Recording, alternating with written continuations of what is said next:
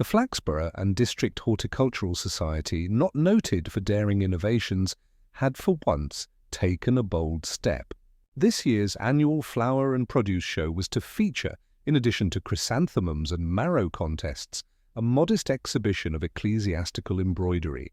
The idea had been mooted by Canon Sweeting's housekeeper, who had observed that one of the convents in the neighbouring parish possessed both time and nimble fingers. Thus it was that the town hall, usually redolent of paraffin polish and municipal boredom, found itself adorned with delicately stitched altar cloths, processional banners, and even a sampler or two bearing scriptural injunctions of the sterner sort. These hung with faint incongruity beside trays of onions and dwarf dahlias. Inspector Purbright, not by habit an attender at such occasions, had been persuaded to accompany his sergeant by means of a promise that the beer tent's proceeds were to support the local police widows' fund. It was an appeal to duty, though he suspected Love, his sergeant, would interpret duty more liberally when the casks were broached. The crowd circulated with its customary mixture of competitive horticulturists, indifferent spouses and small boys intent on fingering the marrows when backs were turned.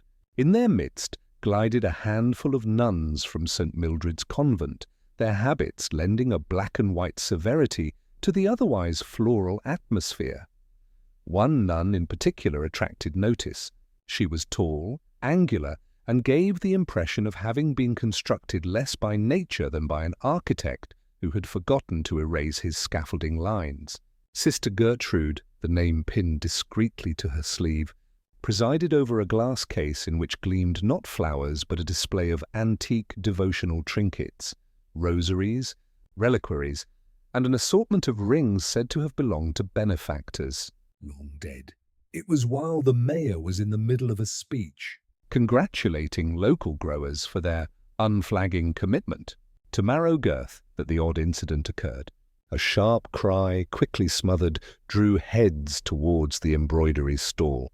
There stood Sister Gertrude, pale but composed, holding a velvet-lined box. Within it lay a ring, gold, set with a dark stone, yet the card, identifying it, was missing. "Mislaid the label, sister?" called out a jocular counsellor, attempting to dispel the hush, but the nun's expression suggested less misplacement than discovery. She closed the box firmly, murmured something inaudible, and withdrew behind the display. From that moment, the show seemed unable to regain its equilibrium. Gossip, suppressed at first, began to seep. Someone was heard to remark that the ring bore a crest, like the one old Mr. Cricket had on his seal. Another insisted she had seen the same object once in the pawnbroker's window. A third recalled darkly that there had been some talk years ago of a missing family heirloom. Purbright, who had been about to admire a plate of tomatoes, found his attention gently redirected. He did not move at once, preferring to observe the slow rippling of curiosity through the assembly. Few crimes are so disruptive to the civic fabric, he reflected, as the unexpected appearance of an object that ought not, in polite terms, to be appearing at all. When later that afternoon Sister Gertrude left the hall, her box clutched close, a surprising number of townspeople contrived to be near the door. She inclined her head with the composure of one accustomed to scrutiny.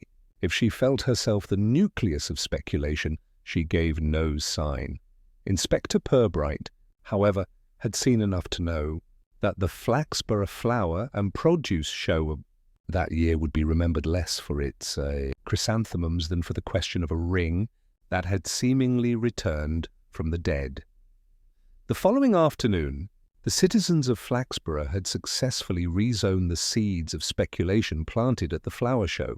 By the time the town's routine of errands and tea times had concluded, the business of Sister Gertrude's ring had already taken root in a dozen different versions, each sprouting new and improbable shoots of invention. The earliest sprigs were nurtured in Mrs. Gloss's drapery shop, which in local parlance functioned as a news agency of the most traditional kind, that is to say, It dealt not in printed sheets, but in whispered confidences offered across the counter with the exchange of stockings and knitting wool. Mrs. Gloss herself, having stood near the embroidery table at the critical moment, produced her own account with a modest air of regret for the scandal that must inevitably follow.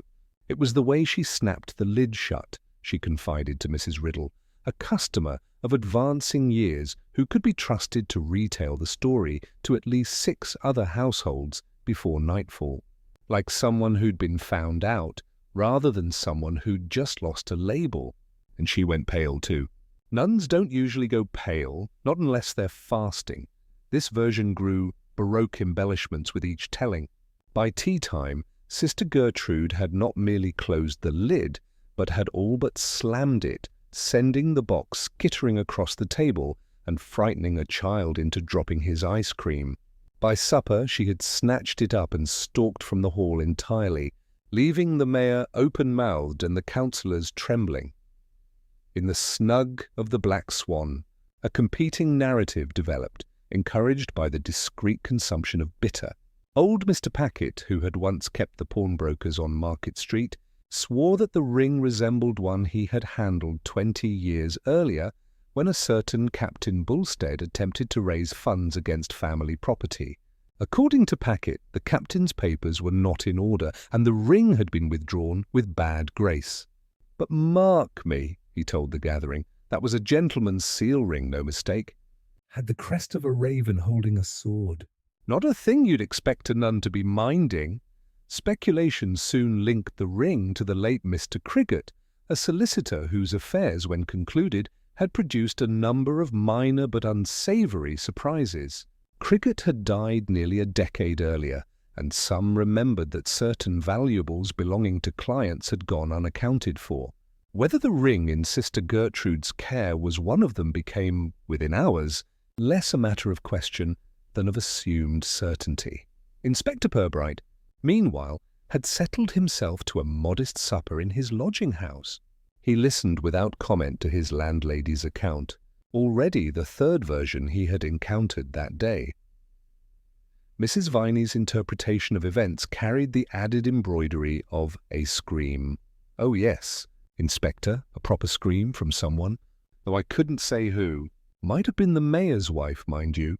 She's easily upset. Purbright, with his habitual mildness, inquired what she had eaten at the buffet, thereby redirecting the conversation towards safer ground.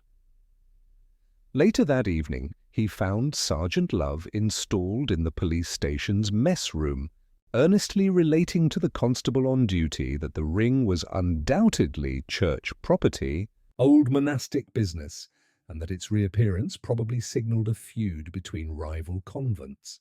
"Mark my words," Love concluded with satisfaction, "there'll be another lot, Franciscans or Dominicans, coming round soon enough saying it's theirs."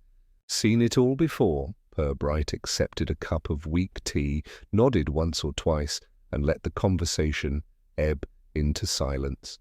His own thoughts, if they took shape at all, were invisible behind his calm, almost distracted expression. He had not missed the curious manner in which Sister Gertrude had left the hall, composed, certainly, but with the kind of composure that suggested a strain being mastered. Nor had he overlooked the eagerness with which townsfolk seized on possible identities for the ring, each theory more insistent than the last. In Flaxborough, he knew, mystery was an intoxicant, and intoxication rarely improved the clarity of observation. By morning the affair had acquired the dignity of print. The Flaxborough Chronicle, always alert to the value of ornamented trivialities, devoted its front page to curious incident at flower show. The article, in style unmistakably the work of young reporter Hartley Smale, did not directly accuse Sister Gertrude of anything, but contrived to suggest that the ring appeared unexpectedly and that certain members of the convent had been unable to provide detailed provenance when invited to do so. It concluded with the sentence, "The public will be reassured to know that the matter is receiving the attention of Inspector Purbright of the Borough Constabulary." This reassurance had the immediate effect of sending no fewer than 8 citizens to the station before lunch, each with information of the utmost supposed importance. One produced an old parish magazine with a description of a benefactor's bequest of rings. Another brought forth a memory of a visiting bishop with suspicious jewellery. A third announced with an air of triumph that she had once overheard a nun at St. Mildred's refer to a very old debt. Purbright received each with grave politeness, accepted their papers and recollections, and added them to a growing file marked, with deliberate neutrality, inquiries re-ornament, gold.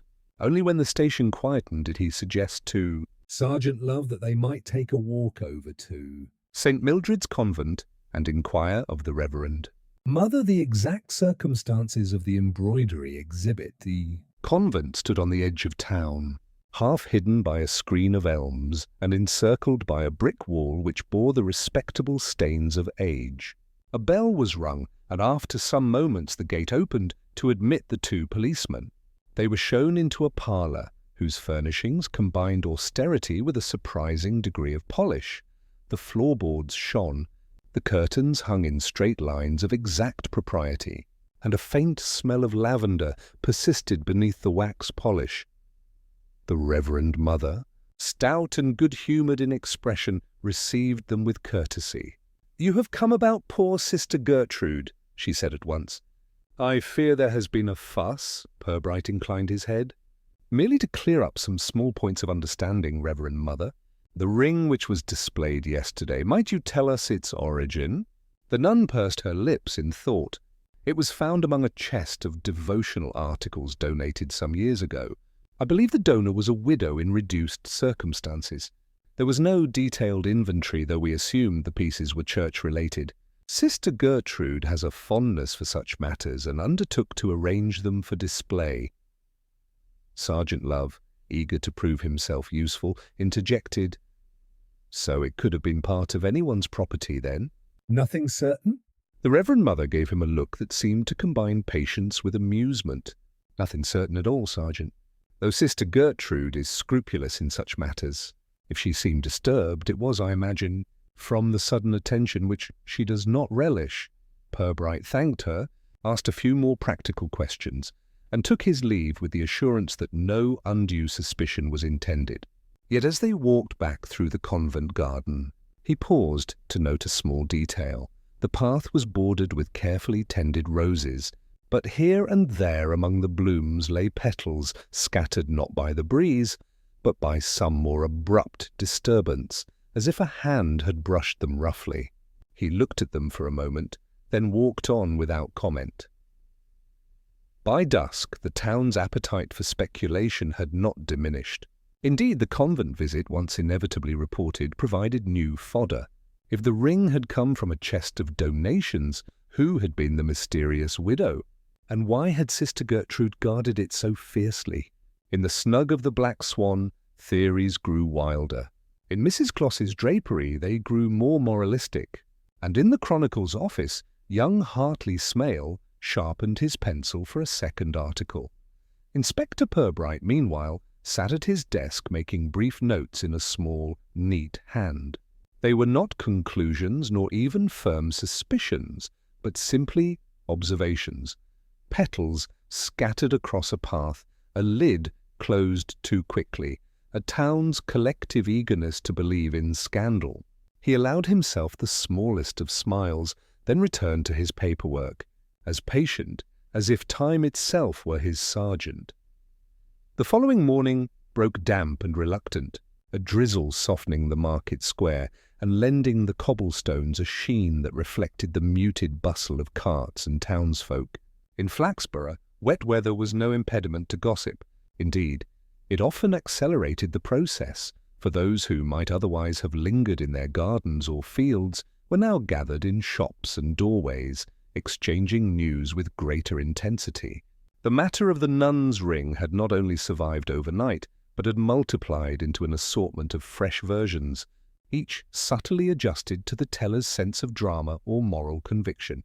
Purbright, emerging from the police station with the air of one who accepts drizzle as a natural condition of duty, was intercepted by Councillor Harbidge, whose thick moustache bristled with indignation even before he spoke. "Inspector," Harbage began, dispensing with greeting, "the town council feels there must be an inquiry, a formal one, into the propriety of including ecclesiastical relics in public exhibitions. We cannot, after all, have our flower show turned into a rummage sale for mysterious objects of doubtful provenance."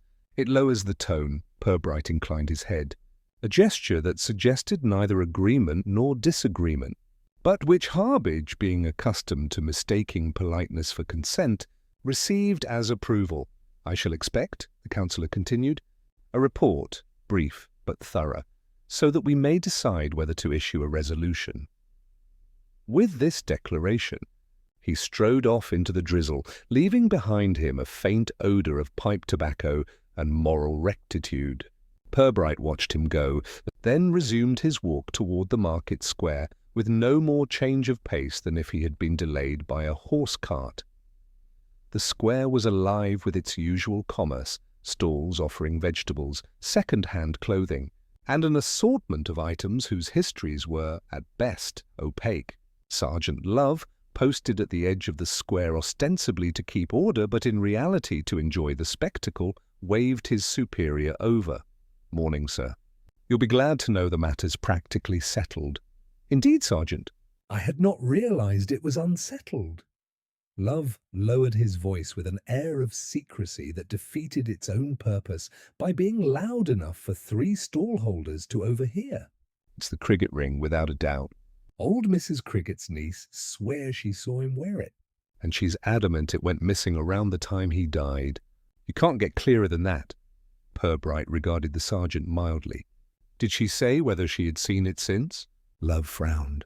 "Well, no, but she's certain. It was his. She described the stone, dark red like port wine, and the crest with the raven." Purbright nodded. "A memory of 10 years can be surprisingly vivid, Sergeant, or surprisingly adaptable." Love, missing the implication, straightened with satisfaction. "Exactly. So that proves it." Their conversation was interrupted by the arrival of a short, bustling woman in a rain-spotted hat, who carried herself with the authority of one accustomed to making announcements rather than conversations. Mrs. Ballard, secretary of the Horticultural Society, had evidently decided that Purbright required a full account of her own perspective. "Inspector, I must tell you the whole affair has cast a shadow over our efforts. The Flower Show Committee is most concerned. It was meant to be a celebration of community spirit. Now we are the subject of unkind gossip. And the mayor, well, you know the mayor, is in quite a state, for his wife insists she saw the ring wink in the gaslight as though it were alive. Alive, the very idea. Honestly, if Sister Gertrude had any sense, she would have declared the thing a humble keepsake and been done with it." Purbright made a sound that could be interpreted as sympathy. "And yet she did not. No, she did not. She kept silence, Inspector."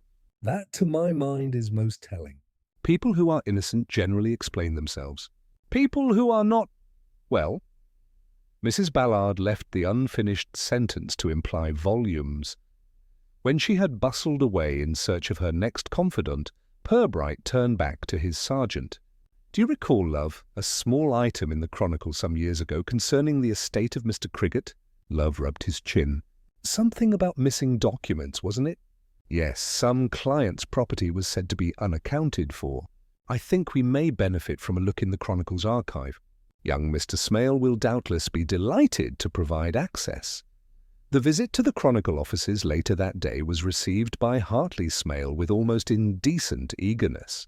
The young reporter, his jacket permanently creased as though he had slept in it, ushered Purbright and Love into the paper's back room where bound volumes of newsprint were stacked in precarious towers. "It was 9 years ago," Smale announced, producing the relevant volume with a flourish. "Here, Cricket's death reported on page 3, and the follow-up about disputed property 2 weeks later. The report made mention of certain articles of jewellery that had been placed in trust, but were not located among Cricket's effects. The heirs had expressed dissatisfaction, though no formal charge of impropriety had been laid owing to a lack of proof. The matter had simply dissolved like so many small-town scandals into uneasy silence. Smale leaned forward, eyes bright. "If this ring has turned up in the convent, Inspector, the Chronicle would be most grateful for confirmation. Strictly for the public good, you understand?"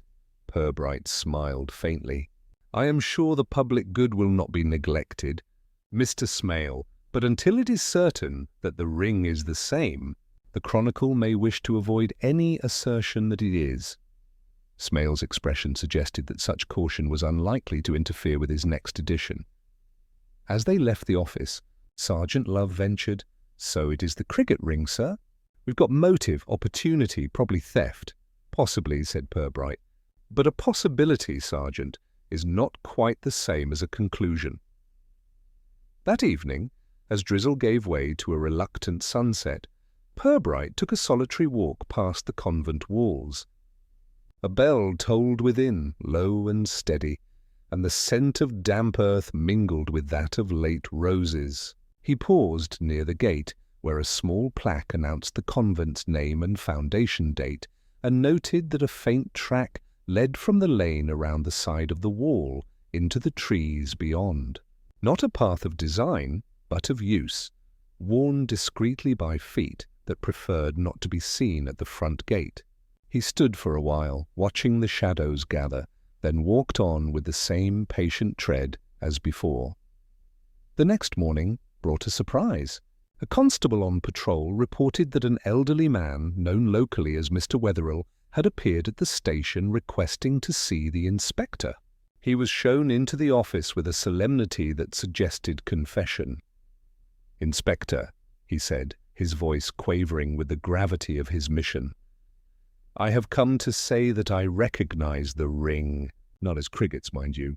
No, it belonged to my late brother. I swear it." "He had it from our father, and when he died, sudden it was. There was confusion about his things. I always wondered what had become of it." Purbright studied him with calm attention. The old man's eyes, though rheumy, were earnest, and his hands trembled slightly as he spoke. "You are quite certain?" the inspector asked. "As certain as a man can be. The stone, the crest. Our family had that crest. A raven, yes, with a sword. It is ours, no doubt of it." When the man had gone, reassured that his statement would be recorded, Love exclaimed, "Well, that's torn it." "No, it's two families claiming it. Can't both be right."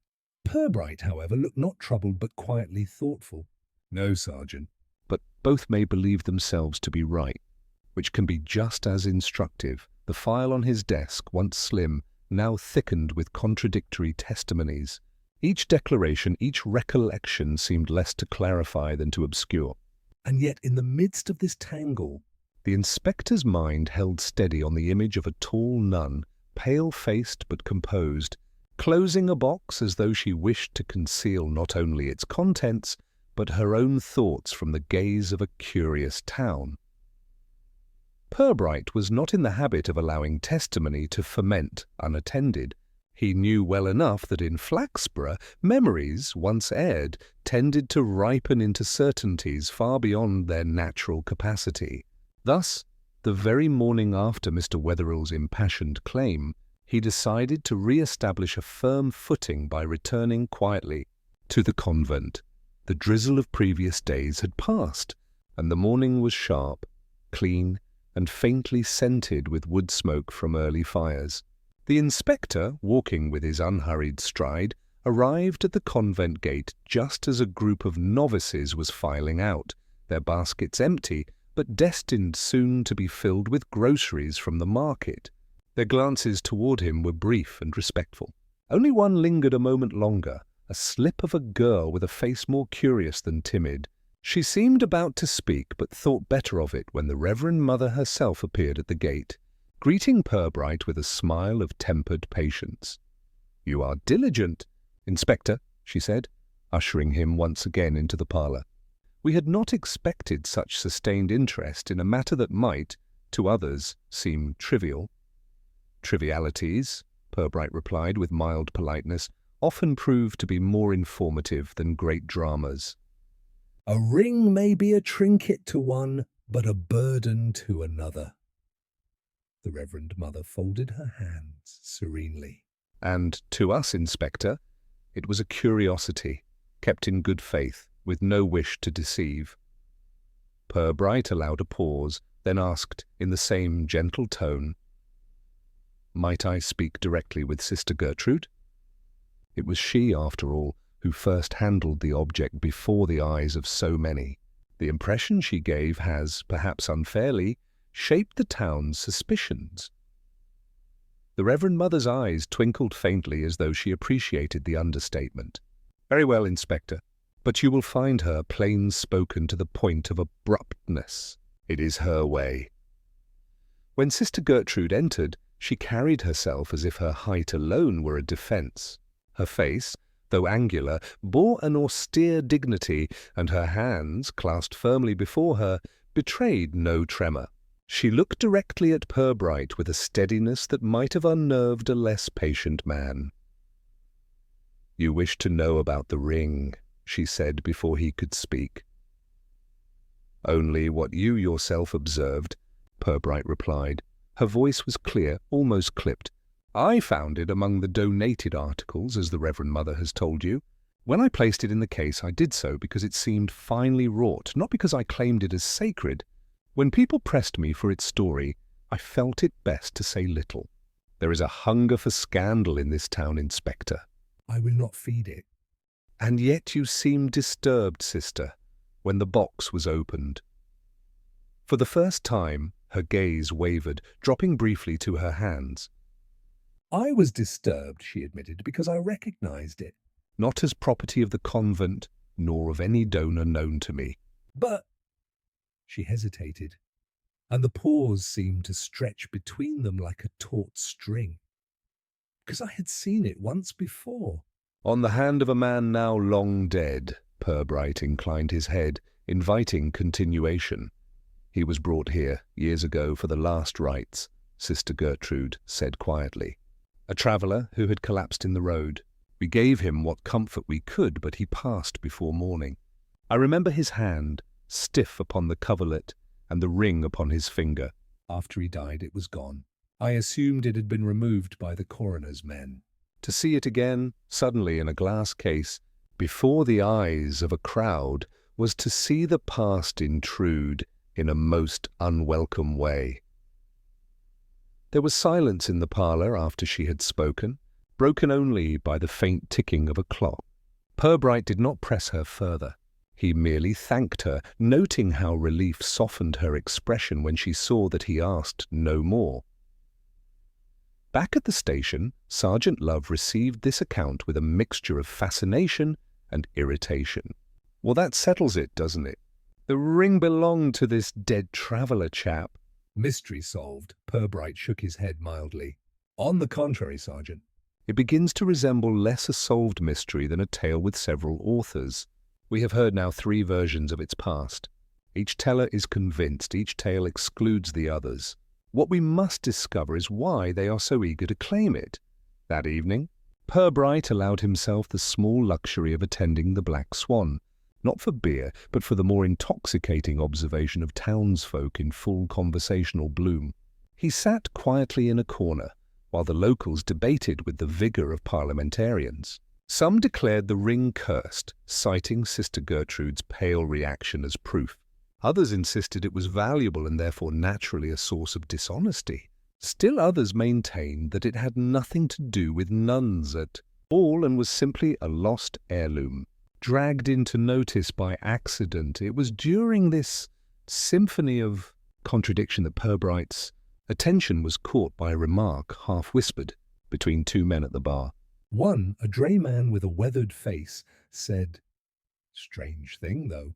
I saw someone leave the convent grounds last week late in the evening. Not a nun, no, a man." Slipped out by the side path, he did. His companion laughed it off, but Purbright tucked the detail away.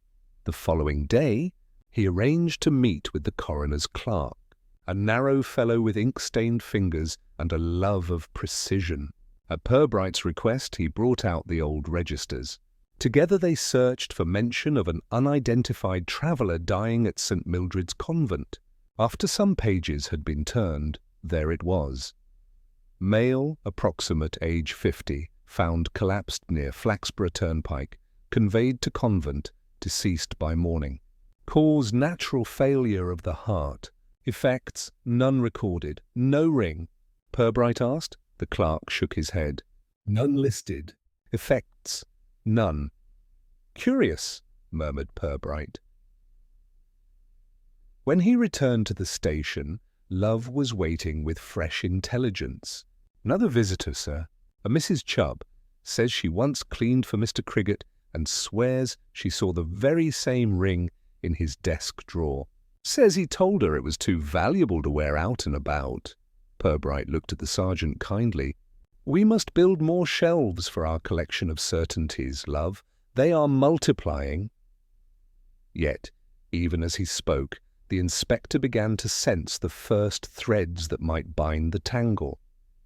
Too many people were certain, and certainty, in his experience, was often the least reliable of guides. He returned again in his mind to Sister Gertrude's account, a dead man, a missing ring, and now its sudden reappearance years later in the hands of a convent that insisted it knew nothing of its provenance. Late that night, alone in his office, he considered the nature of possessions that vanish and reappear. Such things, he reflected, are rarely moved by chance. They are carried by need, by fear, or by guilt. The question was not simply whose ring it had been, but why, after so many years, it had come to rest in a glass case at the town hall, revealed under the sharp light of civic curiosity. He closed his notebook, extinguished the lamp, and left the station with the faintest of smiles. For in Flaxborough the truth was rarely a thunderclap. It was more often a drizzle, soaking quietly until one found oneself wet through. And Purbright, as always, was content to walk in the rain until the shape of things emerged. Inspector Purbright arrived at the police station early the next morning with an appearance of cheerful lethargy that masked his unusually brisk thoughts. He set his hat on the radiator as if to warm it for some future expedition, and settled behind his desk with the air of a man who might at any moment succumb to gentle drowsiness. In truth, he was thinking quite intently about rings, nuns, and the peculiar forces that propelled small-town scandal into existence. Sergeant Love was already waiting with a notebook clutched awkwardly, his round face flushed with the effort of concentration. "Morning, sir. I've written down everything we've got so far on that business with Sister Mary Boniface." Purbright looked up, his mild eyes creasing at the corners. "Splendid. Perhaps you will be good enough to read it aloud." A recital, Love, has the useful effect of making omissions louder than inclusions. Love began to read in a solemn monotone. 1. At St. Mildred's convent, a visitor fainted after claiming Sister Mary Boniface had produced a man's ring. 2. Sister Boniface denies this, says she never had such an object. 3. Visitor is Mrs. Fothergill of Brimley Terrace, long-standing member of the Mothers' Guild, generally accounted reliable, if excitable. 4. The Reverend Mother insists on confidentiality, but admits she cannot account for Sister Boniface's movements on the evening in question. 5. The ring has not been produced for inspection. 6. 6. Purbright interrupted gently. Being that the entire matter rests at present on the testimony of a single lady who may, by habit or constitution, incline toward dramatic emphasis. Love cleared his throat. "That's about it, sir." Purbright leaned back, his hands clasped across his waistcoat. "It will do for a beginning. One must be thankful that mysteries here come adequately footnoted by the town's gossips. Otherwise we should never hear of them until much too late." The sergeant smiled uncertainly. Shall I have another word with Mrs. Fothergill, sir?" "Do, but gently. We mustn't give her the impression of playing the heroine in a detective yarn. Ask her, if you would, to describe the ring as precisely as possible, down to scratches or dents. Such things have a way of narrowing the field of speculation. Love scribbled a note, and Purbright, apparently satisfied, rose to his feet with deliberate slowness, like a man preparing to cross an untrustworthy floorboard. Meanwhile, I think I should call upon the Reverend Mother again. She appeared keen to protect her young nun, but the effect of that keenness was rather to magnify suspicion. The convent's parlour was cool and shadowed when Purbright arrived an hour later. The Reverend Mother, a tall woman with severe brows, sat behind a polished table that gleamed like a mirror of austerity. She received him without warmth but with unassailable courtesy. "Inspector, you have come for further clarification, no doubt." "Clarification," Purbright replied mildly, "is often mistaken for comfort." "I fear I may offer neither." She regarded him without blinking. "Our Sister Boniface is a dedicated novice. Her health has not been strong of late, but her character is above reproach. I trust you understand that?" "I am sure she is a person of piety," said Purbright. "Yet it is piety, among other things, that makes people sometimes do curious or inconvenient deeds. Might I speak to her directly?" The Reverend Mother hesitated, then inclined her head. Briefly. Sister Mary Boniface entered a few moments later. She was pale, her hands folded so tightly that her knuckles looked like pearls. Purbright rose, gave her a courteous bow and gestured to a chair.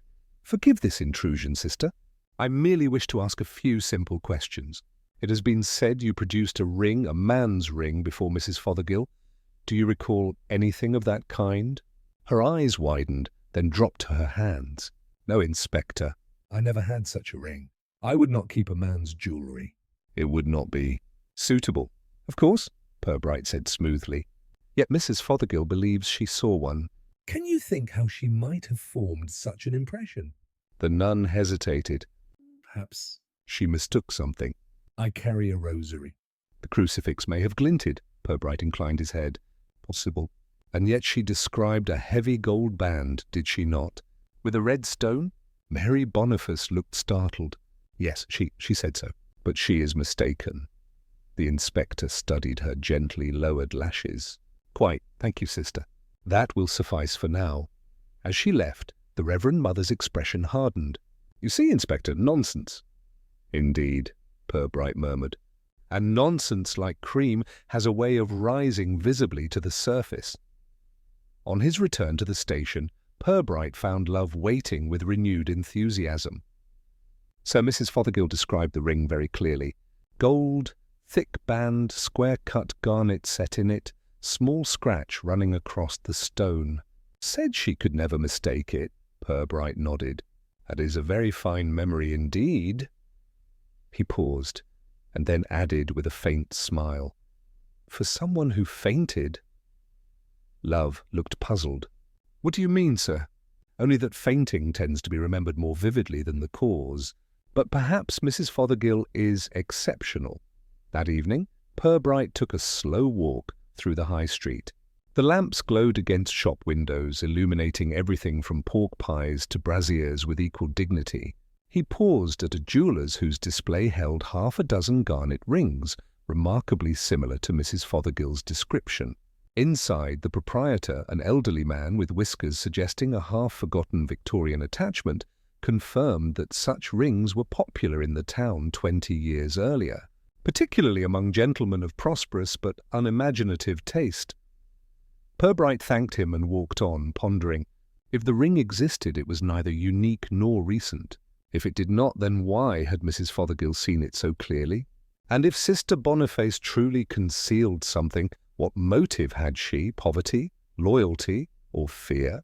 Back at his desk, Purbright drafted a quiet memorandum for the files, noting simply, "Matter requires patient listening. Several lives overlap in this small design." He then leaned back and closed his eyes, as though drifting toward a nap, but in truth fitting each piece into a larger pattern only he could see beginning to form. The next morning brought new excitement. A constable from the river district reported that a trawl net belonging to local fisherman Charlie Willett had caught more than eels. It had drawn up a sodden overcoat, inside whose pocket was a folded scrap of paper bearing the name Boniface. Purbright examined the coat later that day. It was too large for any nun, but worn in a way that suggested regular use. The note, blurred but legible, seemed a careless clue rather than an intentional one. "An accident, perhaps," suggested Love, turning the coat over. "Blown in the water. Accidents," said Purbright quietly, "seldom carry other people's names in their pockets." He looked once more at the sodden cloth, then out of the window toward the neat streets of Flaxborough. Somewhere behind their lace curtains, someone knew more about the ring, the nun, and the overcoat than they presently admitted, and in his unhurried way, Inspector Purbright intended to find out. Inspector Purbright regarded the waterlogged overcoat with the air of a man contemplating an ill-conceived pudding, outwardly unappetizing, yet possibly hiding the essential clue beneath its damp surface. The coat, draped across his office chair, exuded a smell of stagnant river mud that had already driven Sergeant Love to keep the window flung open. "Boniface," Purbright murmured again, fingering the blurred paper slip. "One does wonder whether this refers to our nun, or whether someone has obligingly handed us a false trail. Either explanation is equally untidy." Love, leaning forward with his customary earnestness, asked, "Shall I send the coat off to Lincoln for analysis, sir?" "They might tell us how long it was in the water."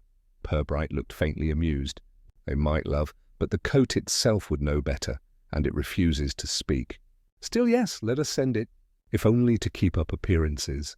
Meanwhile, I think our own ears may prove more useful than their microscopes." That afternoon, Purbright made his way to the riverside quarter, where houses looked slightly ashamed of themselves for clinging so close to the water.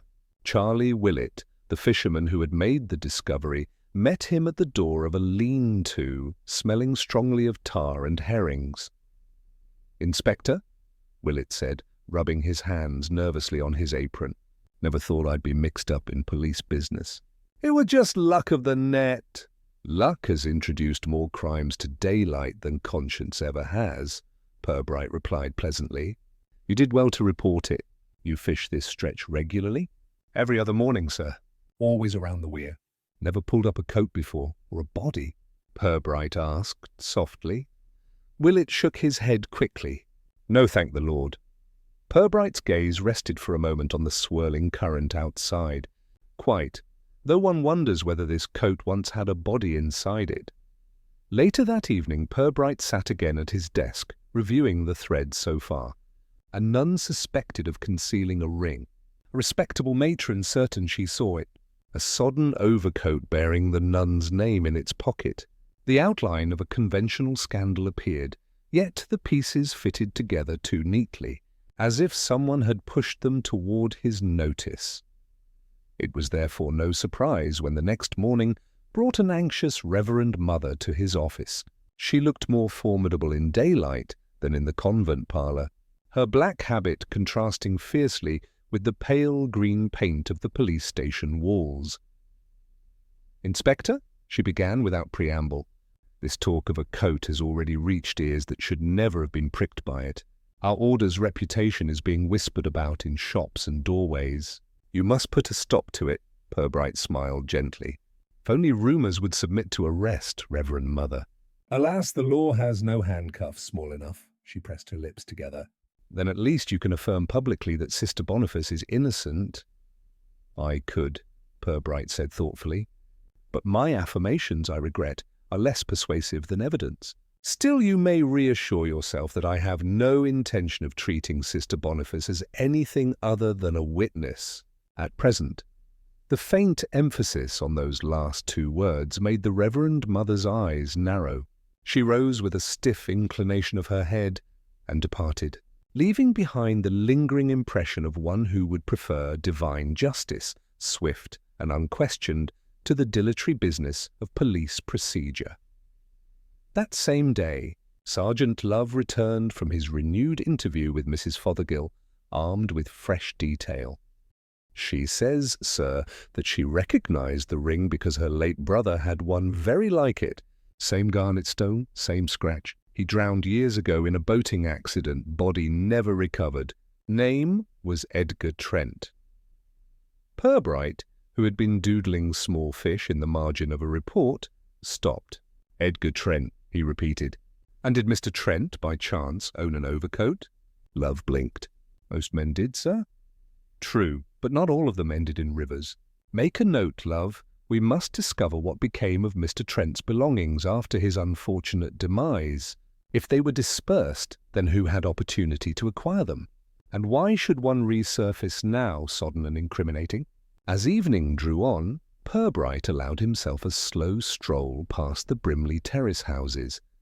Mrs. Fothergill's lace curtains glowed with lamplight. Within, he glimpsed her small, neat figure moving briskly about. She seemed the very image of local probity, yet there was an unmistakable relish in her tale spinning that went beyond duty. Purbright knew such relish often provided its own motive. The following morning, Flaxborough was stirred once more. A groundsman from St. Mildred's convent reported to the police that he had discovered near the orchard wall a small wooden box. Inside lay a sodden scrap of cloth and, more startlingly, a ring matching Mrs. Fothergill's description, a heavy gold band with a garnet stone scratched across the centre. The ring was placed on Purbright's desk, its dull gleam catching the pale September light. Love gazed at it reverently. Well, sir, that seems to settle it. The ring exists. Purbright tilted his head. Yes. The only difficulty being that it has chosen to appear just when suspicion required it. Too obliging, I think. Someone planted it? Love asked. Purbright gave a small shrug. When objects appear exactly where stories demand them, it is wise to consider who benefits. Sister Boniface is made to look dishonest. Mrs. Fothergill is confirmed in her vision. And our town is provided with a scandal fit to nourish conversation for months. An admirable arrangement for someone. He held the ring delicately between thumb and forefinger, studying the worn inscription inside the band. Edgar Trent, well, that is one absence now made present. Love leaned closer. But why would Sister Boniface have it? She couldn't have known Mr. Trent. Purbright allowed himself a faint smile. Ah, but people are seldom isolated in this town, love. They may never have met, yet their names and histories intersect like threads in a tapestry. We must learn who is weaving it, and to what purpose. That night, as the lamps dimmed in the high street, and the last buses sighed away, Purbright sat in his office with the ring before him. His expression was calm, even drowsy, but his mind circled patiently around the simple question that underlay all the others. Not merely who had hidden the dead man's ring, but why they had chosen a nun as its supposed keeper. Somewhere, behind gossip and appearances, there lay a motive not of chance, but of design. And Inspector Purbright, with his habitual air of unhurried politeness, intended to coax it into daylight. Inspector Purbright began the next day with a glance through his office window at the market square below. Already the stalls were crowded with customers haggling over cabbages, pork pies, and lengths of fabric. Flaxborough's commerce, he reflected, was always at its most energetic when the town's morality had been given some new scandal to chew on. That morning the subject was not sausages but Sister Mary Boniface and the mysterious ring. He could almost see the gossip drifting like invisible smoke above the heads of the shoppers. Sergeant Love, arriving breathlessly with a sheaf of notes, confirmed the suspicion. They're saying, sir, that the convent's in terrible disgrace. One rumours that Sister Boniface was engaged before she took vows and the man drowned, and that's why she had his ring. Another's that the ring was smuggled in as some sort of, treasure. Treasure, love, Purbright echoed with mild amusement.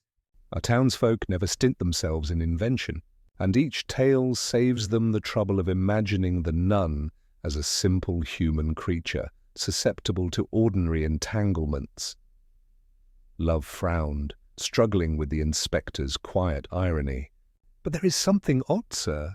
I made inquiries about Edgar Trent. He was a commercial traveller in drapery goods, unmarried, lived with his sister until his accident. The sister is Mrs. Fothergill. Purbright did not stir, but his eyes acquired a thoughtful glimmer. Ah, the plot, as the dramatists say, thickens. Mrs. Fothergill identifies the ring because it reminds her of her brothers. Then the ring itself appears, obligingly inscribed with his name, and all this after years of silence. How very convenient. Love looked troubled. Do you think she planted it herself, sir? Let us not leap. One must never deprive gossip of its natural gallop. We must merely direct it toward the proper meadow. But I think Mrs. Fothergill deserves another call. This time, love, we shall both go. She may find our company less congenial than the audiences she usually cultivates. That afternoon, Mrs. Fothergill received them in a parlour so meticulously neat it seemed dust would not dare to intrude.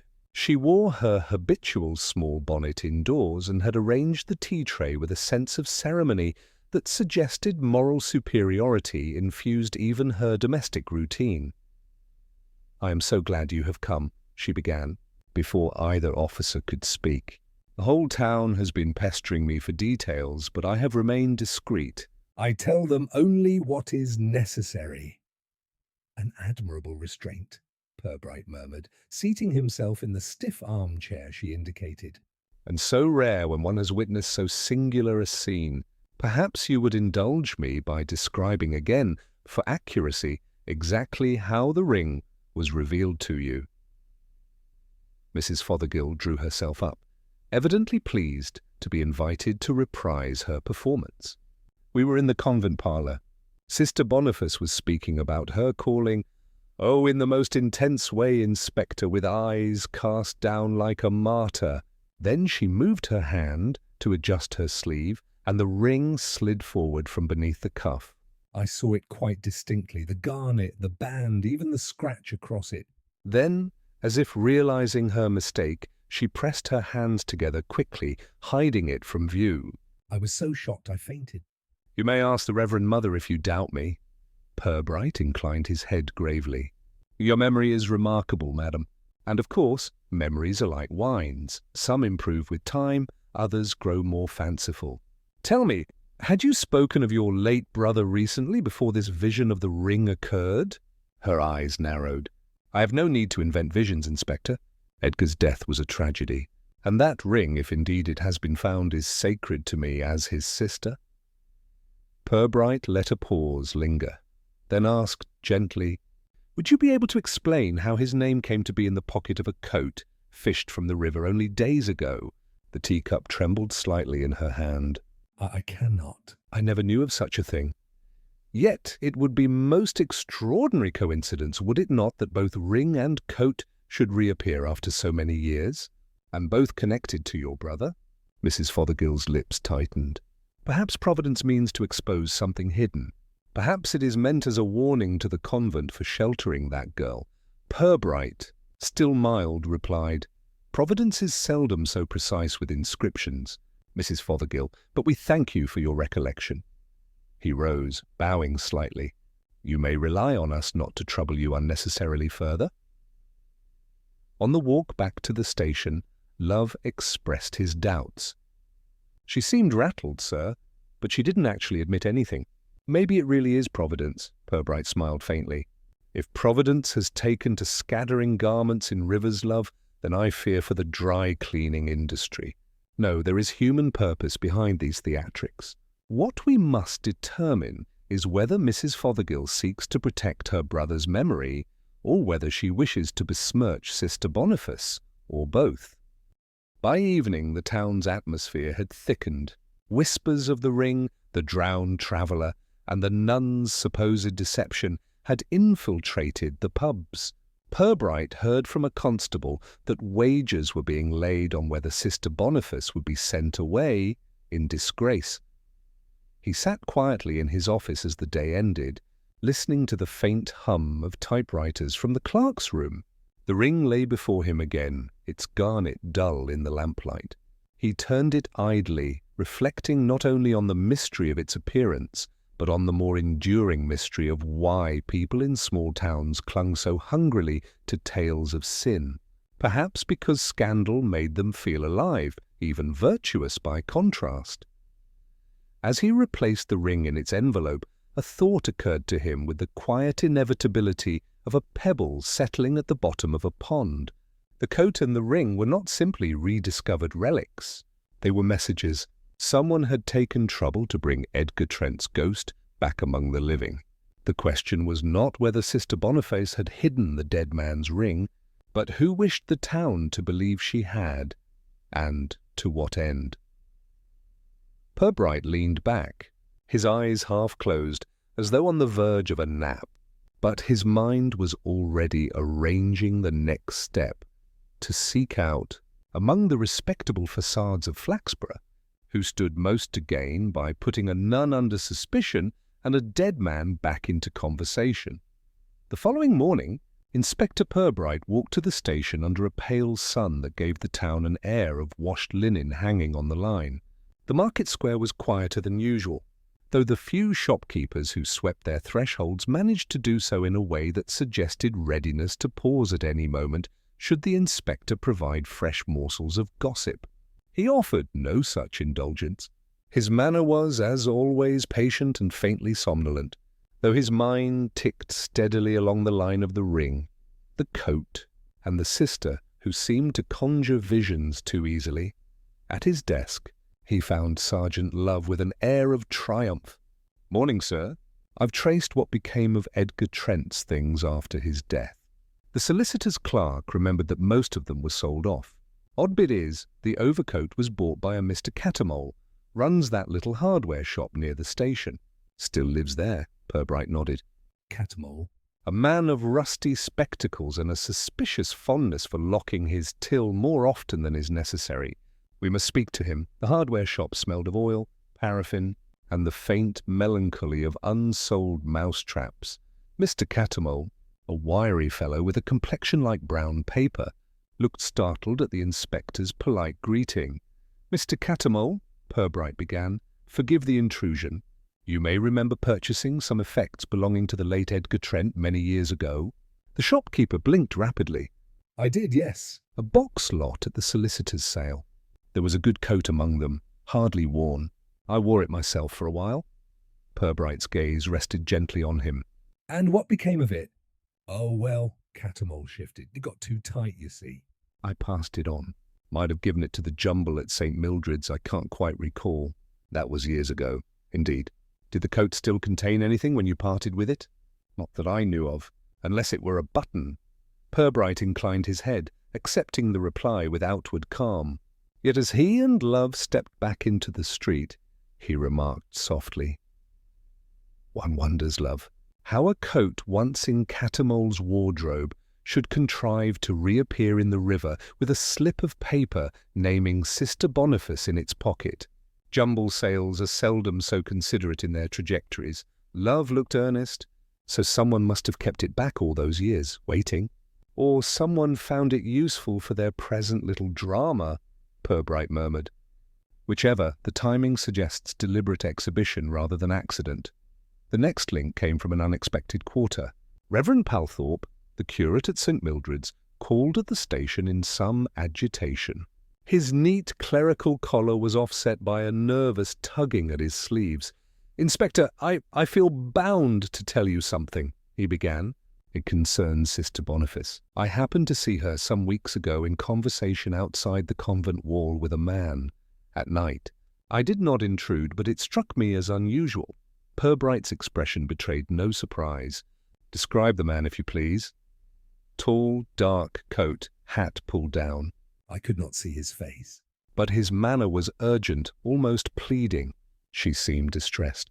When she noticed me, she moved away quickly. I said nothing at the time, not wishing to make scandal. "Scandal," Purbright said gently, "is rather like mildew, Reverend." "It thrives best when one says nothing." When the curate had gone, Love looked at his superior with open concern. "Do you think that man was connected to the coat, sir?" "Possibly. More likely, though, he was connected to Sister Boniface herself." People rarely pleaded convent walls without a personal reason. What matters is whether that reason was affection, blackmail, or something even less comfortable. The following day, Purbright contrived a second meeting with Sister Boniface, this time requesting it be in the convent garden, where conversation might escape the vigilance of the Reverend Mother's gaze. The young nun came hesitantly, her face pale as though she had anticipated some summons from judgment itself. "Forgive me, sister," Purbright said kindly, "but certain facts have arisen which you alone may clarify. Weeks ago you spoke with a man outside this wall." "Who was he?" She clasped her hands tightly. "I cannot say, cannot or will not." Purbright's tone was polite, almost drowsy, but the words pricked. Her eyes filled suddenly. "It was someone I knew before I came here." "He begged me to help him. He said he was in trouble." "What kind of trouble?" She shook her head. He did not explain. "Only that he feared something would be revealed. He asked me to keep something safe. I refused. I told him I could not." "Then he went away." Purbright regarded her with grave patience. "Did he give you the ring?" "No." Her voice was almost a cry. "I never touched it." "I never saw it." Only afterwards, when Mrs. Fothergill spoke of it, I thought perhaps it was the same thing he wished to give me. "But I swear, Inspector, I never had it." He let the silence rest for a moment, broken only by the distant caw of rooks. Then he said gently, "That is enough for now, sister. You have done well to speak plainly, even in fragments. We shall not ask you to bear burdens that belong to others." Back at the station, Love said, "So the ring was real, sir." "That man must have had it." Purbright nodded slowly. "And someone else, knowing of that meeting, has taken advantage of it. They plant the ring, the coat, the name. They make Sister Boniface appear guilty without her ever touching the object. The play is well staged," Love frowned. "But who would know about the meeting?" Purbright gazed at him with mild eyes. "Why, Love, in towns like ours, everyone knows about meetings. The question is not who saw, but who wished to use it." That evening, he walked homeward past the lamplit houses, his mind lingering on Mrs. Fothergill and her late brother's belongings. She had supplied the first tale, identified the ring, and thus prepared the ground. The coat's reappearance confirmed her story. Yet the sister claimed sanctity of memory, while the nun shrank from even admitting acquaintance with the man at the wall. Between them, someone was fabricating a truth too neat to be real. Purbright's thoughts arranged themselves like chessmen on a board. He had seen enough of human motive to recognize that respectability and malice were often cousins.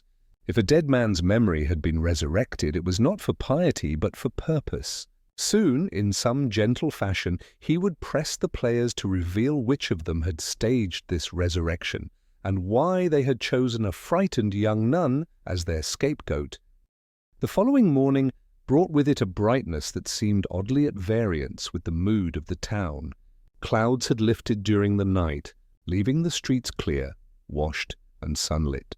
But there was in the air a sensation of expectancy, like a stage awaiting the arrival of actors who had not yet rehearsed their lines. Inspector Purbright walked into the station as though he had all the time in the world, his gaze mild but thoughtful. Sergeant Love was already there, bent over the files with the air of a man determined to wrest sense from a puzzle, whether the puzzle liked it or not. "Morning, sir," Love said, glancing up. "I've been going over the sale records again from Trent's estate. There's one item that stands out besides the coat. A trunk, heavy, iron-bound, was sold off as well." "And guess who bought it? Mrs. Fothergill." Purbright set his hat carefully on the stand and lowered himself into his chair, folding his hands as though preparing for a homily. "A trunk," he repeated softly. "Yes, a receptacle that swallows secrets and keeps them obedient until called upon. Did the good lady retain it?" "Still in her house," Love said. "Neighbours say it's in the back parlour. She told one that it held nothing but old curtains." "Curtains," Purbright murmured. "Yes, one might easily drape awkward objects with a curtain, both physically and metaphorically." He allowed a pause, then added, "We must take a look at this trunk." "Love, but with delicacy." Mrs. Fothergill's sense of her own virtue is formidable armor. To breach it openly would be crude and unprofitable. We must tempt her to reveal what she has chosen to conceal. Opportunity presented itself sooner than expected. That afternoon, Mrs. Fothergill herself arrived at the station, her demeanour one of offended dignity. She wore her black hat with the small veil, As if she had stepped from a mourning portrait. and in her hands she carried a small parcel wrapped in brown paper. "Inspector," she said crisply, "I believe I ought to hand this over to you." I found it in my late brother's effects, mislaid no doubt. I had overlooked it.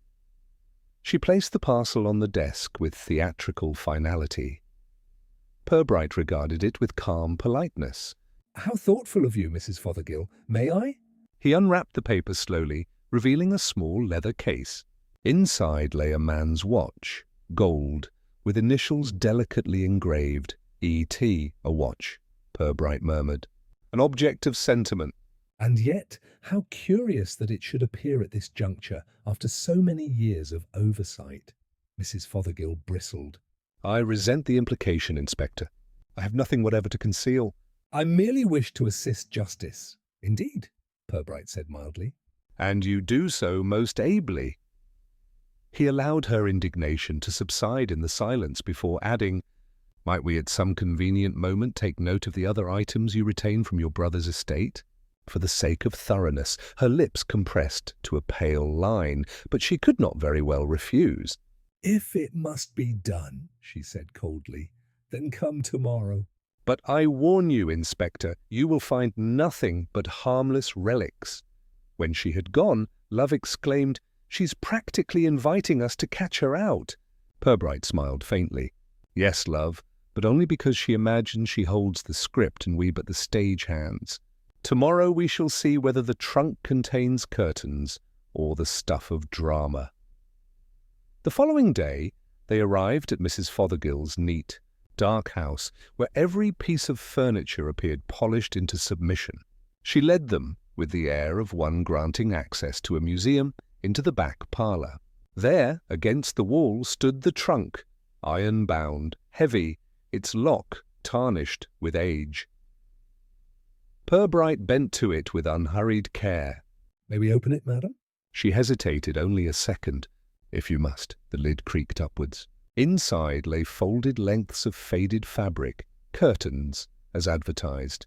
Yet beneath them, when Love carefully lifted the pile aside, was a small wooden box. Mrs. Fothergill's face tightened, but she said nothing.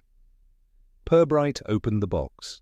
Nestled within, wrapped in yellowing cloth, was a sheaf of letters tied with string.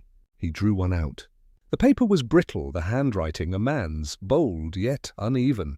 He read a few lines silently, then looked up with grave courtesy.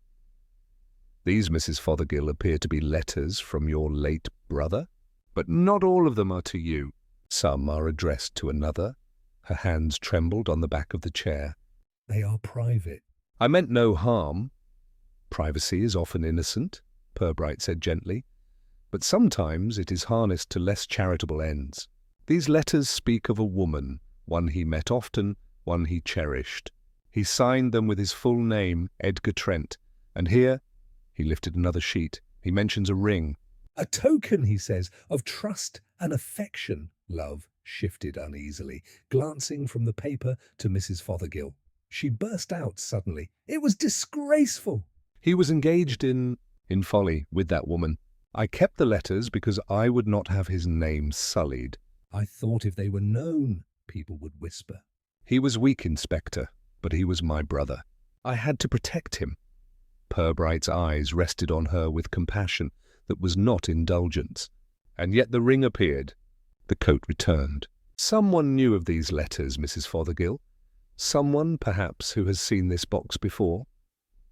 Her lips moved soundlessly before words came. "I never showed them." Not to a soul. Unless the curate. "He helped me once to move some things from the house." He might have glimpsed. Purbright let the thought trail into silence. The curate again. The mild young man with his nervous tugging at sleeves, whose conscience had driven him to speak of a secret meeting. conscience perhaps pricked not only by what he saw, but by what he already knew. As they left the house, Love said in a low voice, "Do you think Palthorpe's been using the letters, sir?" Purbright walked slowly, his hands clasped behind him. "I think, Love, that our curate has found himself standing at a crossroads where duty and temptation meet. He may have started with concern for the nun's reputation, but concern, if sharpened by knowledge of secrets, can turn easily to leverage. We must tread carefully. Palthorpe is no hardened criminal. He is something subtler, a man whose scruples wrestle with his ambitions." The letters were taken into careful keeping, examined at the station, and each revealed more of Edgar Trent's liaison with a woman he called only by an initial. The ring was described in affectionate terms, a symbol of trust intended for her alone. Its sudden surfacing in the present case was no accident. It was the resurrection of an old affair, repurposed for manipulation. That evening, Purbright sat in his study, lamplight soft upon the papers before him. The pattern was nearly complete. A nun shamed by implication, a brother's memory tarnished by love, a sister desperate to preserve respectability, and a curate caught between knowledge and fear. Somewhere among them lay the hand that had guided the coat into the river and the ring into discovery. It was not malice alone that had driven them, but calculation, the desire to shape a story and direct suspicion like the conductor of a reluctant choir. Purbright leaned back, closing his eyes briefly. He knew what must come next, a quiet conversation with Reverend Palthorpe, one in which the curate would be invited ever so gently to untangle his conscience. If the man had meddled, it was time he admitted as much before the tangled skein drew tight enough to strangle more than one reputation.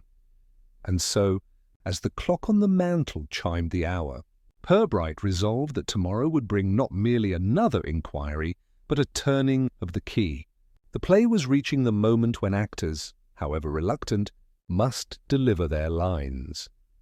The curate received Purbright in his modest lodgings the next morning, the little sitting-room giving off the faint smell of polish and tea leaves long dried in the tin. Reverend Palthorpe looked thinner than when Purbright had last seen him, as though sleep had deserted him for a week. He gestured with brittle courtesy to a chair and attempted a smile that would not stay on his lips. "I was told," he began with nervous haste, "that you've been asking further questions of Mrs. Fothergill. She's distressed, Inspector. She feels persecuted." Purbright lowered himself gently into the chair, setting his hat upon his knee. His eyes rested on the curate with patient calm. "Persecution is a heavy word, Mr. Palthorpe. What I am engaged in is inquiry. There is a difference." He allowed silence to follow, and in that silence Palthorpe's composure faltered. "She is a proud woman," the curate murmured, almost to himself. "So much depends on pride in a town like this. People watch each other for the smallest slip and whisper." "Whispering," Purbright replied, "is rather like smoke." "One may trace it to a hearth, though the fire itself may be no more than smouldering embers." The curate's eyes flicked up at that. "Then you know," he said suddenly, "you've seen the letters." Purbright inclined his head. "I have." Palthorpe gripped the arms of his chair. "I never intended to use them." "I found them by accident, helping her move things after her brother's death." She left the room for a moment, and the box was open. "I shouldn't have looked, but curiosity." Well, it betrayed me. "I saw enough to realize what they contained." And when Sister Agnes came to me, troubled, hinting she had been accused, I thought perhaps," he faltered, "that you might dissuade her perhaps by reminding her of what scandal can do," Purbright suggested gently. The curate bowed his head. "Yes, not to harm her, but to warn her." If the letters came to light, they would connect too easily with the ring, with Trent's memory. People would not trouble with exact truths. They would imagine the worst. I thought I was protecting her. "And yet the ring did surface," Purbright observed, his tone mild. "Placed with considerable care where it would be found." "That was no warning, Mr. Palthorpe. That was an accusation dressed as evidence." Palthorpe's face drained of colour. "I did not put it there." "By all I hold sacred, I did not." Purbright regarded him with an expression that gave nothing away. "Then we must ask who did. Someone had possession of the ring. Someone who understood its power as a symbol." "That narrows the field, does it not?" The curate swallowed, his Adam's apple jerking. "You think it was Mrs. Fothergill?" She hated the thought of Edgar's disgrace. She might have wanted to shift suspicion onto another. "Perhaps," Purbright said, rising slowly. "But hatred, like devotion, leaves traces in tone and manner. One learns to listen for them." We shall see where the tones fall truest." He left Palthorpe pale and trembling, but lighter, as though confession, partial though it was, had loosened a binding cord. Purbright walked back towards the station, his mind turning over the fragments like stones in a pocket. The curate had not lied about discovering the letters, nor, Purbright thought, had he lied about placing the ring. There was a different hand at work, one with a sharper calculation. At the station he found Love pacing, excitement lighting his usually lugubrious face. "So there's been another turn. Sister Agnes was seen yesterday evening near the churchyard, speaking with Mrs. Fothergill. They were together for a quarter of an hour. Witness says the nun looked upset, but Mrs. Fothergill calm as anything." "Calm," Purbright repeated. "Yes, that is revealing. A calmness in confrontation often belongs to those who believe they control the narrative." He stood a while at the window, watching the market square stir with its usual afternoon gossip and errands. Then he turned decisively. "Love, we must speak with Sister Agnes again, quietly. It will be important that she does not feel she is under censure." They found the nun at St. Mildred's, tending to a vase of flowers with the air of someone clinging to ordinary duties as a shield. She looked up, startled, when Purbright greeted her, but his calm voice steadied her. "We are told," he said, "that you met Mrs. Fothergill last evening. Perhaps you might tell us what passed between you." Agnes's hands tightened around the vase. "She summoned me. She said she wished to spare me. She told me she knew the truth but would not expose it if I agreed to keep silence about the ring. I asked her what truth she meant, but she would not say plainly, only that she knew where the letters had been kept and that others could know as well." Purbright inclined his head gravely. "So she sought to bind you in silence by suggestion?" "Yes," the nun whispered. "She made me feel as though all of it, the coat, the ring, the whispers, was somehow my fault. I left there shaken, and still I do not fully understand." "Perhaps," Purbright said softly, "because Mrs. Fothergill herself does not fully understand what she stirs. She seeks not truth, sister, but control. The difference matters." As they walked away, Love said grimly, "That sounds to me like blackmail in petticoats, sir." "A primitive sort, yes," Purbright replied, "but effective in a town where reputation is currency." Evening drew on, and Purbright took a solitary walk through the square, past the shop fronts shuttering one by one. He considered the strands, a ring once given in love, now wielded as weapon, letters once cherished, now guarded as potential ruin, a coat consigned to the river, an act both practical and symbolic. And through all this the figures of Mrs. Fothergill and the curate, each trying in their own way to steer events, one by intimidation, the other by weak attempts at moral suasion. The truth, he knew, lay in identifying the hand that had chosen to move from suggestion to action, the hand that had physically placed the ring and disposed of the coat. That act required opportunity, yes, but more than that, the will to convert private fear into public danger. Mrs. Fothergill possessed will enough, but perhaps too obvious. Palthorpe, though fearful, might have succumbed to panic. Or, Purbright's thoughts lingered here, someone else, watching from the wings, might have found the perfect opportunity to tie two secrets together and see them both discredited. When he returned to the station, He summoned Love. "Tomorrow, Sergeant, we shall bring our players together, not in a courtroom, nor in a chapel, but somewhere neutral and ordinary. A parlour will do. I mean to ask a question or two of the kind that leaves silence more uncomfortable than words. In that silence, Love, the guilty will make themselves known." Love nodded, though his face betrayed nerves. A sort of test then, sir? Purbright's eyes warmed faintly with amusement. Precisely. A test of composure. For those who have told themselves half-truths cannot maintain calm when truth itself is invited to sit at the table.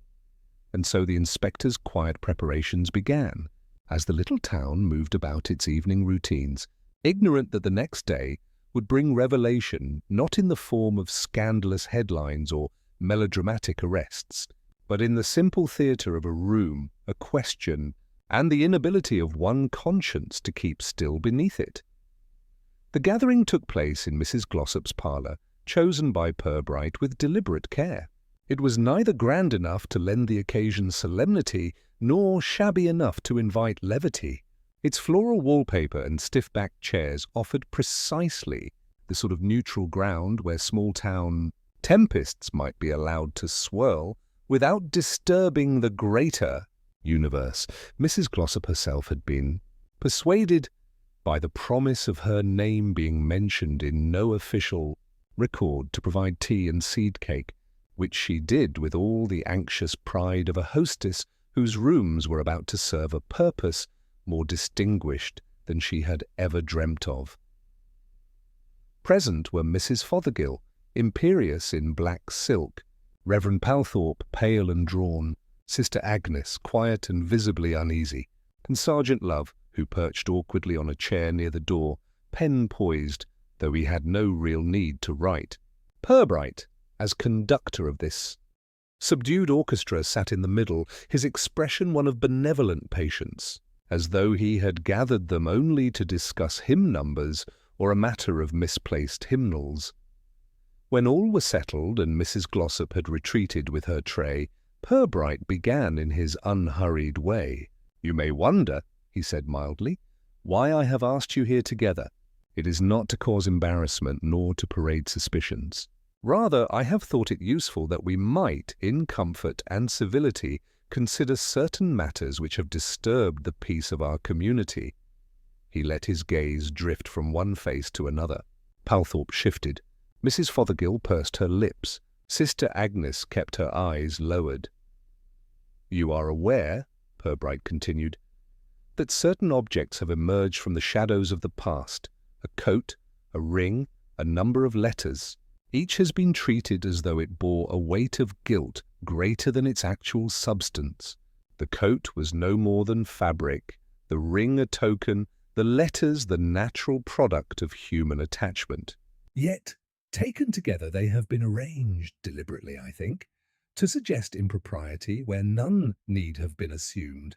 Mrs. Fothergill gave a sharp intake of breath. "Inspector, I cannot sit here and hear my brother's memory." Purbright raised a hand gently. "No one speaks against your brother, madam. The truth is often kinder than the inventions woven around it. What concerns us is who chose to arrange these remnants so that suspicion should fall where it did." There was silence. The clock on the mantel ticked audibly, underscoring the pause. Purbright leaned forward slightly. "The ring, as you know, reappeared after long absence. It was not discovered by accident. It was placed with care where it would be found and connected, in the mind of the town, with Sister Agnes. The coat, similarly, was consigned to the river in a fashion that suggested concealment rather than disposal. Neither act was the work of chance. They required intention." Sister Agnes looked up suddenly, her voice breaking the hush. "Inspector, I swear I had no part in such things." "I was as shocked as anyone." "I believe you," Purbright said gravely, and she seemed to draw breath again. He turned to Palthorpe. "You, sir, admitted to having seen the letters. You allowed their existence to influence your counsel, however reluctantly given, to Sister Agnes. Yet you have denied placing the ring or disposing of the coat." "I find no reason to doubt that denial." "Your weakness was not action, but silence." Palthorpe's shoulders sagged, relief mingled with shame. Finally, Purbright let his eyes rest on Mrs. Fothergill. "Madam, you alone retained the letters. You alone had access to the trunk where they lay hidden. You alone, therefore, could speak with such confidence to Sister Agnes of truths you claim to know, and you perhaps believed that by reviving these fragments and casting suspicion outward, you could preserve your brother's memory from the stain of rumour." The woman's face stiffened into a mask. "I did nothing unlawful." "I merely sought to prevent scandal." "Unlawful?" Purbright echoed softly. "Perhaps not in the narrow sense, yet destructive, certainly. To shift guilt from where it does not belong to foster whispers against an innocent is to commit a cruelty as calculated as any theft. The ring was in your possession. You chose to let it fall into other hands, or perhaps into the water, only to be found at the convenient time. The coat too bulky for safekeeping you contrived to dispose of, and when suspicion bloomed, you did nothing to correct it. Instead, you sought to bind Sister Agnes to silence, lest she expose your own manoeuvrings." Mrs. Fothergill half rose from her chair, her eyes blazing. "I did it for Edgar. He was weak, foolish, led astray. I would not have his memory torn apart by gossips." Better that one nun should bear whispers than that my family's name be dragged through filth." Her words rang in the little parlour, sharp as cracked glass. Then silence fell again, heavy, unbroken, until Purbright said with gentle firmness, "And yet, madam, in seeking to prevent scandal, you created it. Whisper by whisper, you fanned the very flame you feared. Truth, once manipulated, becomes more dangerous than any honest failing." Mrs. Fothergill sank back, her defiance subsiding into a rigid stillness. She said nothing further. Purbright rose, smoothing his coat. "I need not detain you longer. No formal charge will follow.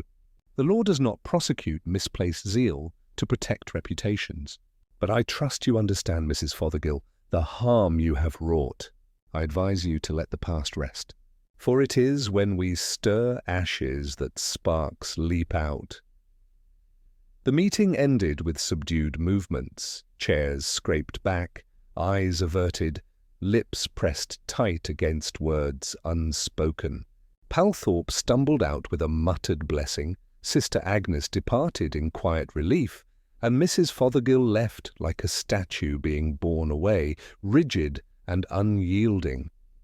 Sergeant Love lingered, shaking his head. "It seems a shame, sir." "All this fuss, and not a real crime in sight?" Purbright smiled faintly. "Oh, there was crime, love. Not of statute, perhaps, but of conscience." "That is often the graver sort, for it leaves no straightforward remedy." Later that evening, back at the station, Purbright wrote his report in his neat, deliberate hand. He did not embellish. He recorded only the facts: the coat, the ring, the letters, the interviews, the admissions. He left out the sighs, the tremors, the silences, for those belonged to human frailty. Not official record. When at last he set down his pen, he leaned back and allowed himself the quiet satisfaction of completion. Outside, the town resumed its rhythms. Lamps glowed in windows, doors closed softly, voices drifted on the night air. Morrow would bring new petitions, small disputes, and parish quarrels. The business of Flaxborough went on, as it always did. Inspector Purbright, folding his hands on the desk, reflected that he had once more seen how the fear of disgrace could drive people to folly far greater than the disgrace itself. He sighed gently, reached for the next sheet of routine paperwork, and with that modest gesture returned the town to its peaceful hum. Inspector Purbright entered the parish hall with the measured tread of a man who carried more than his own thoughts. The townsfolk, summoned under the pretext of a final inquiry, had arranged themselves upon the hard wooden chairs in nervous clusters. Whispers rose and fell like uneasy birds startled at every creak of the floorboards. Outside, Dusk spread slowly, laying long fingers of shadow across the windows, as though the very night were pressing to be witness. He paused, surveying the room. Mrs. Blodgett sat bolt upright, lips pinched white, her gaze darting toward the confessional box that had been hauled here at his request. Father Mallory, pallid and solemn, kept his eyes low, hands folded as if in prayer, but trembling faintly. At the far side, Miss Daring adjusted her hat with unnecessary care, while Mr. Fallow, the sacristan, muttered something inaudible and wiped his brow. Purbright cleared his throat gently. And silence fell. "I have asked you here," he began, "Because every mystery, like every sin, must be accounted for. And what occurred in room 17 and in the shadowed corners of this parish will no longer be left to rumour." A few shifted uneasily, while others leaned forward, as though the inspector's words were the first bell-tolls of judgment. He continued, "From the outset there appeared to be two puzzles, the death itself and the peculiar secrecy surrounding the parish records. But as often happens, the puzzles were threads of one cloth. A cloth, I might add, stained by fear and greed rather than holiness. He lifted a small notebook. You will recall that certain confessional notes went missing. Their disappearance was no accident. They were taken because they contained a testimony that would have exposed the guilty. That guilt does not belong to Father Mallory, though I fear his silence has deepened suspicion. It belongs rather to one who thought a priest's weakness might make a useful shield." Gasps stirred the room, eyes turning instinctively to the priest. But Purbright shook his head softly. Father Mallory's failing was not of crime, but of cowardice. He feared scandal and so withheld truths he ought to have shared. Yet the deed itself, what befell Mr. Holden in room 17, was no priestly trespass. Here he looked directly at Miss Daring. She started, colour draining from her cheeks. "It was you, madam," he said, his voice grave, but not unkind. "You who feared that Mr. Holden would disclose the long-standing misappropriation of parish funds. He had traced the irregularities, discovered the false invoices signed in your hand, and threatened to reveal them. Room 17 was meant to be a quiet meeting where you might dissuade him. But the quarrel grew heated, and in desperation you struck him. The blow was not intended to kill, but it did, and so in panic you contrived the rest." A stunned silence gripped the hall. Miss Daring's lips parted, but no words emerged. Her hat slipped slightly as she raised a shaking hand to steady it. Purbright pressed on gently. "You removed the papers he carried, believing they were the only copies. You sought to place suspicion upon the priest, knowing gossip would supply the rest. But what you did not know is that Holden had entrusted a duplicate set of notes to a friend. Those reached my hands yesterday evening." He laid the folder upon the table, its weight sounding like a gavel's strike. Miss Daring's composure crumbled. Her shoulders sagged as though some invisible burden had finally claimed her. A murmur ran through the room, half pity, half censure. Purbright's gaze swept over them all. Thus the mystery resolves. A life lost, a community shaken, and all for sums of money that would, in time, have been forgotten. Yet sin leaves its record, whether in ledgers or in conscience. "And it will out," he signalled discreetly. Two constables approached to escort the trembling woman away. As she passed, Mrs. Blodgett crossed herself, while Father Mallory whispered something like a prayer. The inspector allowed the townsfolk a moment of release, murmurs, sighs, the shifting of feet. Then he spoke once more with the weary kindness of a man accustomed to such endings. "There is perhaps some comfort to be drawn. The truth once revealed ceases to be a terror. Room 17 no longer hides a riddle, only a warning. Let that suffice." With that, he closed his notebook. The people began to file out, subdued, like parishioners, leaving after a particularly solemn sermon. Shadows deepened across the hall, and the faint tolling of the evening bell carried from the church tower. Purbright remained a while, staring at the confessional box, its dark wood etched by time. At last he murmured, "Too many secrets end in such boxes." When they ought to end in daylight. Then, with a sigh that seemed to belong as much to the centuries as to himself, he turned and stepped into the gathering night,